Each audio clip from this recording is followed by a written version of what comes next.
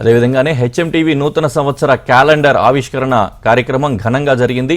నారాయణపేట జిల్లా Makthal MLA Vakiti Srihari HMTV జిల్లా క్యాలెండర్ను ఆవిష్కరించారు.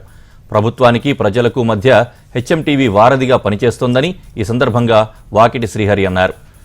కార్యక్రమంలో కాంగ్రెస్ నేతలు, ముక్తల్ ప్రెస్ క్లబ్ అధ్యక్షులు అనంత్ ప్రసాద్, సీనియర్ జర్నలిస్టులు పాల్గొన్నారు.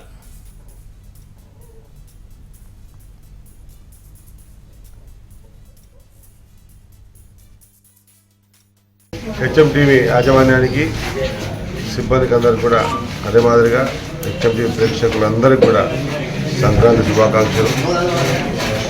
మరి ప్రజల గొంతుకై ప్రజల అవసరాన్ని పూర్తి స్థాయిలో బాహ్య ప్రపంచానికి మీడియా ద్వారా పాలకులకు ఒక వారధిలాగా పనిచేస్తున్న హెచ్ఎంటీవీ యాజమాన్యానికి నా మనస్ఫూర్తిగా కృతజ్ఞతలు.